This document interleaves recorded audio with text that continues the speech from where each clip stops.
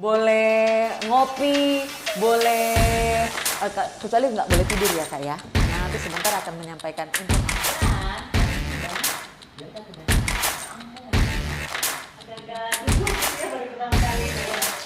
Saya Desiana Kartika Bahari. Saya jabatannya di Basarnas. Rescue. Sambil ngopi, Kita menyelamatkan.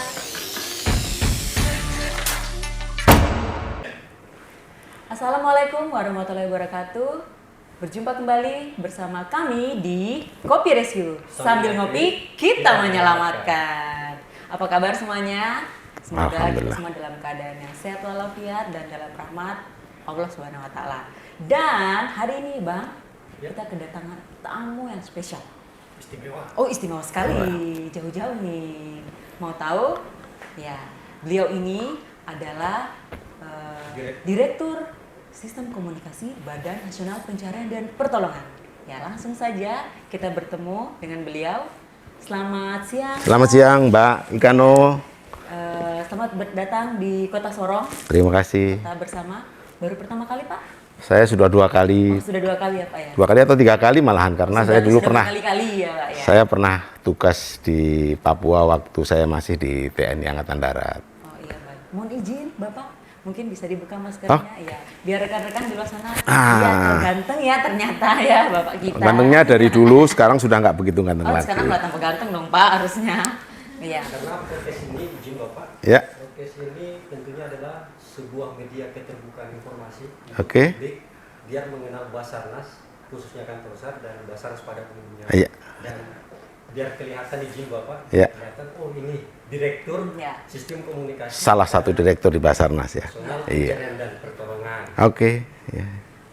Ada pepatah Pak, Gimana? tak kenal maka tak sayang. Oke. Jadi mungkin mohon izin Bapak memperkenalkan diri dulu. Oke, terima kasih. Selamat siang, Mbak Ikano, Mas Sulaiman, teman-teman semuanya. Nama saya Wijang Pranyoto. Jabatan saya sekarang adalah Direktur Sistem Komunikasi Basarnas. Saya lahir di Madiun, kemudian berkarir di TNI Angkatan Darat, kemudian karir saya di Angkatan Darat terakhir adalah Direktur Perhubungan Angkatan Darat. Kemudian setelah itu saya ditugaskan oleh TNI untuk menjadi salah satu direktur di Basarnas, yaitu Direktur Sistem Komunikasi. Pada saat di Angkatan Darat, saya pernah bertugas di Papua selama 2 tahun, yaitu di tahun 2011 sampai 2013, sehingga Kota Sorong, Jayapura, Fakfak, Manokwari, Bovendigul, Merauke sudah bukan barang baru ataupun tempat yang baru bagi saya. Demikian Mbak Ikano, Jadi sudah kira-kira? keliling ya Bapak ya? Nah, sudah kira-kira. mengenal Medan Papua itu seperti apa? Sudah. Luar biasa. Baik, kita lanjut Bapak. Oke, Izin? ya. Ya. Jadi sistem komunikasi adalah bagian yang tidak terpisahkan dalam mendukung pelaksanaan operasi pencarian dan pertolongan yang efektif, efisien dan handal dan juga profesional ya Pak ya. Ya. Untuk sistem komunikasi sendiri, kita nih Basarnas ini seperti apa sih Pak? Mohon izin. Oke, terima kasih.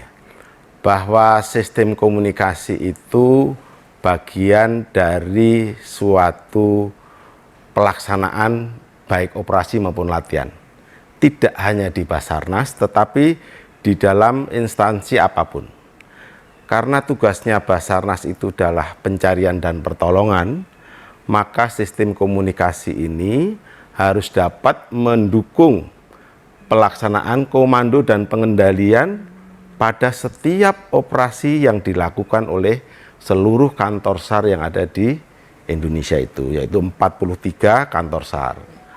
Ya. Sistem komunikasi yang digelar, salah satunya adalah sistem komunikasi radio, satelit, kemudian juga yang berkaitan dengan komunikasi data maupun video. Nah, itu kira-kira sistem komunikasinya. Untuk sistem komunikasi sendiri tentu saja ada aspeknya. Dari aspek komando pengendalian, yaitu supaya pada saat pelaksanaan operasi itu benar-benar kepala kantor SAR, bahkan Kepala Badan Nasional Pencarian dan Pertolongan atau Kabasarnas itu bisa memantau pelaksanaan operasi yang sedang dilaksanakan. Dengan jumlah operasi yang rata-rata sehari file aktif itu antara 10 sampai 20, maka pelaksanaan monitoring di Jakarta sebagai kantor pusatnya harus bisa memonitor dan mengendalikan pelaksanaan operasi itu sendiri. Salah satu pendukungnya adalah sarana komunikasi. Kemudian selain komando pengendalian itu, maka komunikasi itu juga untuk sebagai kegiatan administrasi dan logistik. Jadi seluruh sarana komunikasi dimanfaatkan selain untuk operasi, pengendalian dan administrasi dan logistik. Ini juga menggunakan alat komunikasi. Kemudian karena di Basarnas ini adalah tugasnya pencarian dan pertolongan, maka ada alat komunikasi yang bersifat deteksi dini dari seluruh sarana angkut, baik itu angkutan udara maupun pelayaran. Sehingga apa yang ada di kapal-kapal di dunia pelayaran yang ada di Indonesia maupun penerbangan itu kaitan dengan keselamatan penumpangnya, maka alat deteksi dini itu harus disertifikasi kepada Basarnas, dalam hal ini di Direktorat Sistem Komunikasi, sehingga seluruh penerbangan maupun pelayaran yang ada di Indonesia dia harus memiliki alat untuk deteksi dini apabila terjadi hal-hal yang tidak diinginkan ataupun terjadi kecelakaan. Sehingga dengan deteksi dini ini maka kita akan mengetahui pada kesempatan pertama bahwa ada kejadian yang luar biasa yang memerlukan pertolongan. Demikian Mbak, kira-kira berkenaan dengan sistem komunikasi yang ada di gitu ya, iya, sistem distress alert itu adalah untuk kapal, yang untuk pesawat juga ada, untuk personil juga ada, begitu. Lalu secara garis besarnya strategi Direktorat Komunikasi itu seperti apa, Pak? Secara garis besar untuk strategi perencanaan jangka panjang atau Renstra 5 tahunan, kita masuk kepada Renstra di 2019 sampai 2024. Nah, di dalam Renstra itu sudah dicanangkan tahun pertama kita membuat apa, tahun kedua kita membangun apa, tahun ketiga kita menyelesaikan apa, itu sudah digariskan secara 5 tahunan. Nah, pada saat tiap tahunnya itulah akan dilaksanakan bersama-sama dengan direktorat-direktorat lainnya yang menjadi satu kesatuan, menjadi Renstranya Basarnas. Nah, untuk alat komunikasi ataupun sistem komunikasi yang diperlukan, kita adalah memenuhi sarana komunikasi yang ada di kantor SAR, yang ada di pos SAR, maupun yang ada di unit SAR. Makanya setiap tahun kita akan ada evaluasi mana prioritas yang perlu pemenuhan berdasarkan satu, luas wilayah, kebutuhan alat komunikasi yang digunakan, banyaknya operasi yang dilaksanakan, itu menjadi pertimbangan-pertimbangan pemenuhan alat komunikasi apa yang disiapkan untuk kantor SAR, untuk pos SAR maupun untuk unit SAR yang ada di daerah. Begitu Mbak, jadi tergantung kalau nanti anggaran yang diberikan oleh negara itu dialokasikan ke Basarnas itu besar, maka prioritasnya yang tadi sudah direncanakan bisa semakin cepat terpenuhi. Namun apabila anggaran yang disediakan oleh negara itu masih terbatas, maka menjadi prioritas-prioritas yang disusun, diurutkan berdasarkan yang saya sampaikan tadi, antara lain kebutuhan operasi, luas wilayah operasi, maupun banyaknya operasi yang ada di kantor SAR itu. Demikian Mbak, itu kira-kira strateginya 5 tahun. Gimana Mas Sulaiman? Dengan apa yang tadi Bapak sampaikan terkait dengan salah satu fungsi daripada komunikasi sendiri adalah komando pengendalian, Ya. kemudian yang kedua adalah logistik. Untuk saat ini saja Bapak, biar diketahui mungkin oleh insan SAR di luar sana atau potensi SAR, gimana sistem komunikasi yang saat ini di Basarnas Bapak? Oh gitu. Sistem komunikasi di Basarnas sendiri ini kan menyangkut ada yang secara internasional, yang tadi saya sampaikan untuk deteksi dini tadi, itu merupakan bagian dari organisasi Kosparsasat, artinya organisasi dunia yang menangani adanya emergensi di wilayah suatu negara atau search and rescue di seluruh negara. Itu terintegrasi Mas. Jadi Indonesia tidak berdiri sendiri, tetapi terintegrasi seluruh dunia karena menggunakan penginderaan satelit, sehingga deteksi dini berupa IPEP maupun PLB maupun ELT yang ada di pesawat-pesawat itu atau di kapal itu akan terpancar apabila kalau pesawat terkena hempasan, kalau kapal berarti kena terendam air, maka secara otomatis sinyal itu akan terpancar dengan frekuensi 406 dan itu ditangkap satelit. Dengan satelit, maka satelit ini terbanyak dan akan ditangkap tidak hanya di Indonesia, bisa ditangkap di Singapura dan di Indonesia dan Australia. Biasanya akan semuanya menangkap. Nah, dengan menangkap itu mereka akan berkoordinasi menyampaikan bahwa terjadi emergensi di koordinat sekian. Dengan ditangkapnya lebih dari 2 satelit dan dipancarkan kepada stasiun bumi yang ada di Indonesia, kebetulan yang punyanya Basarnas, kita stasiun buminya ada di Jonggol. Nah, dari Jonggol nanti secara real time itu dimonitor di BCC di kantor pusat. Nah, dengan hanya interval yang tidak sampai 5 menit itu, maka kantor SAR sudah mengetahui kira-kira ada distress alert atau kejadian luar biasa yang terpancar dari pesawat ataupun kapal di koordinat sekian. Itu langsung bisa diketahui dan kantor SAR terdekatlah yang harus segera beraksi untuk mencari, menolong dan menyelamatkan jiwa manusia sesuai dengan isi Undang-Undang nomor 29 itu sendiri. Begitu, Mas.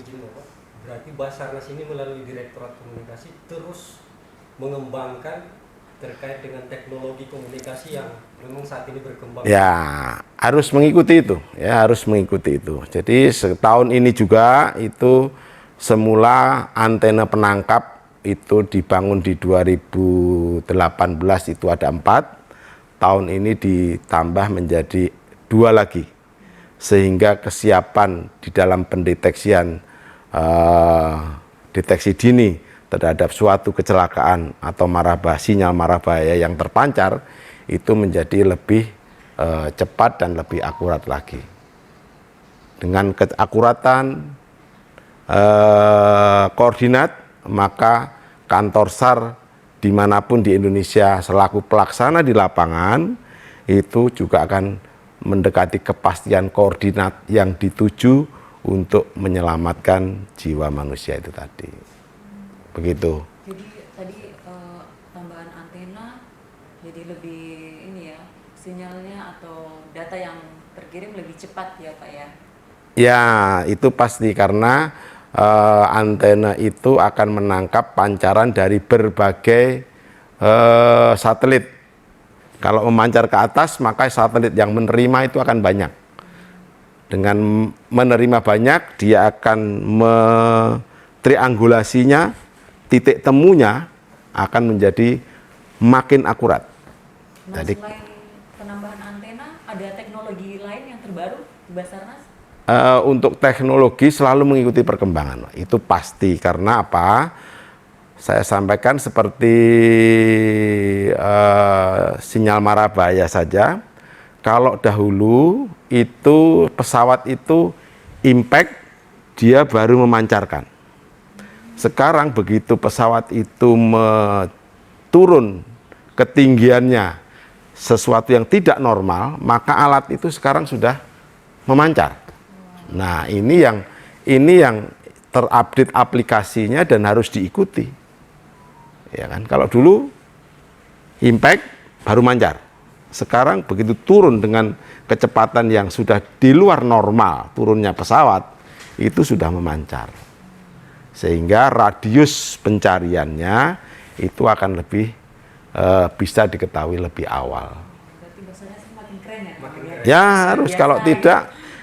kalau tidak, karena apa? Kita merupakan bagian dari organisasi Kospasarsat itu tadi, di mana itu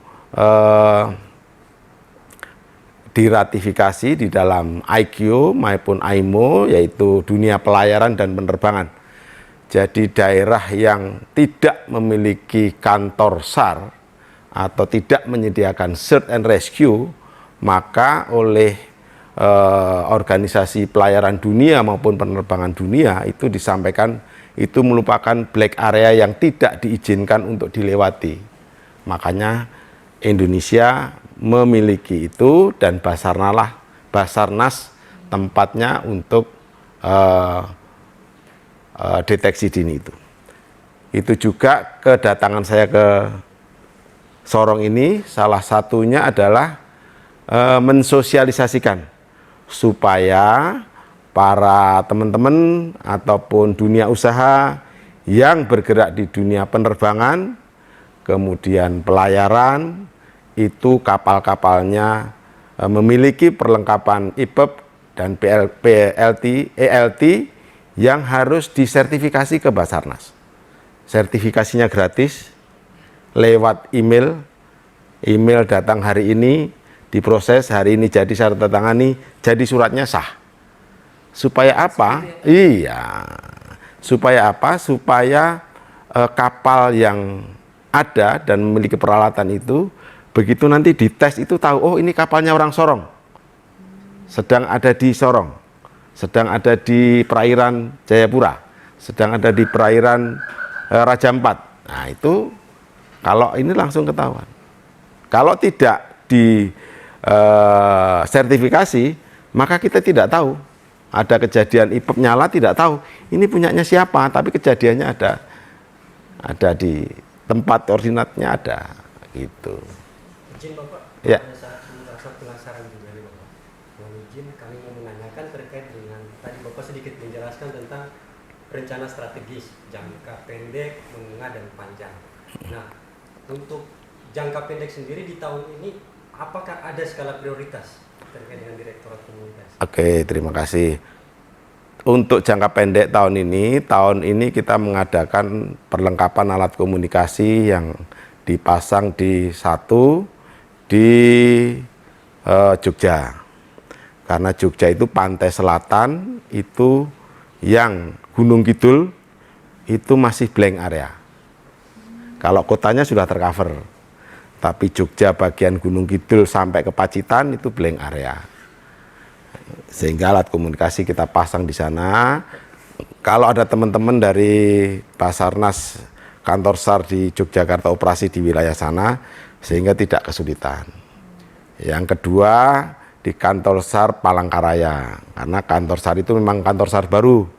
Dulunya pos, sekarang menjadi kantor SAR, dan wilayah operasinya di Kalimantan Tengah itu relatif banyak yang blank area juga. Ya, luas wilayahnya, boleh dikatakan kemarin saya ke sana itu menyampaikan luasnya 3 kali Pulau Jawa, Kalimantan Tengah saja itu. Jadi memang harus segera. Yang kemudian di Tahuna itu memang belum ada di kepulauan Talaut sana ya. Nah, di Talaut sana itu juga masih blank spot, sehingga masih banyak tempat-tempat yang ini. Hanya saja karena keterbatasan dana sehingga kita tidak bisa semuanya yang misalnya Sorong masih kurang Pak, tidak bisa langsung tahun ini Tetap kita rencanakan, kita susun prioritasnya, kita urutkan dari prioritas itu kira-kira berapa alokasi dana yang bisa untuk memenuhi. Nah, gitu. Begitu Mas ya. Berarti terima kasih Jimo. Berarti ini merupakan informasi terbaru yang bisa kita update dan bisa didengar oleh rekan-rekan kita di kantor SAR lain maupun potensi SAR bahwa inilah skala prioritas yang sementara ini sedang dikembangkan oleh Basarnas terhadap untuk memenuhi pelayanan jasa SAR kepada masyarakat sehingga bisa memberikan rasa nyaman, aman saat beraktivitas.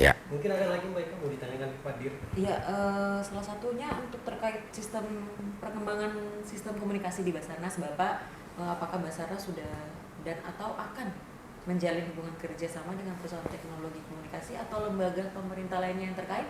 Oke. Kalau di lembaga-lembaga itu tadi yang saya sampaikan bahwa kita untuk sistem komunikasi itu untuk tingkat global kita bagian dari Kopasarsat, itu bagian alat komunikasi deteksi dini seluruh dunia. Kita menjadi anggotanya dan diadakan rapat rutin. Biasanya setiap tahun biasanya ada pertemuan di Kanada, tetapi 2 tahun ini karena COVID dilaksanakan secara daring. Tahun depan barangkali kalau tidak ada ini bisa dilaksanakan. Kemudian untuk antar lembaga tentu saja kita sangat erat hubungannya dengan penyedia jasa telekomunikasi. Seperti kita di Sorong sini saja misalnya, pemasangan tempat repeater kita bekerja sama dengan TVRI, ya kan? Di mana-mana kita bekerja dengan TVRI. Ini satu ada MOU-nya, kemudian ditindaklanjuti dengan kerjasama di lapangan. Ya. Kemudian dengan organisasi sipil kita bekerja sama dengan Orari maupun Rapi yang menjadi potensi komunikasi di daerah. Ini tugasnya Kepala Kantor SAR di daerah untuk berkomunikasi dengan Orari maupun Rapi di daerah sehingga dukungan komunikasi yang kurang itu bisa dibantu oleh potensi SAR yang bergerak di bidang komunikasi. Nah, begitu. Gitu Mbak, kira-kira kerjasamanya. Kalau dengan lembaga. Banyak informasi yang kita dapat hari ini ya, Bang. Walaupun dengan keterbatasan waktu, tapi informasi yang Bapak sampaikan cukup jelas dan mudah-mudahan ini memberikan informasi ke publik. Ya. Dan karena mohon izin Bapak, kantor SAR Sorong ini lewat humasnya memang sengaja membuat program podcast ini. Oke, bagus. Supaya bisa mengenalkan Basarnas bahwa inilah kami. Selain pencarian dan pertolongan, ada faktor-faktor atau ada pekerjaan lain yang memang harus kita penuhi untuk mendukung penyelenggaraan SAR di Indonesia sendiri. Yang terakhir Bapak, boleh? Mohon izin Bapak. Jadi mungkin ada pesan atau harapan yang ingin Bapak sampaikan terkait seluruh pegawai kantor pencarian dan pertolongan di seluruh Indonesia. Seluruh Indonesia. Ini kapasitas saya selaku Direktur Komunikasi Sistem Komunikasi, saya akan menyampaikan tentang harapan saya di bidang sistem komunikasi. Yang pertama, alat-alat komunikasi yang sudah diadakan supaya dirawat dengan sebaik-baiknya. Baik itu alat komunikasi radio, komunikasi, yaitu repeater, perangkat radio, base station, kemudian radio monitoring yang untuk penerbangan, pelayaran, ini wajib dipelihara. Dipelihara dalam artian dihidupkan, dipantau, dicoba, kemudian sistem powernya cek terus. Kemudian kalau perangkat repeater yang ada di gunung, di tower-tower yang di tempat ketinggian, karena biasanya ketinggian itu di dekat gunung, banyak belerang, banyak uap air garam, maka harus rutin untuk dicek. Supaya apa? Supaya alat komunikasi itu usianya menjadi panjang.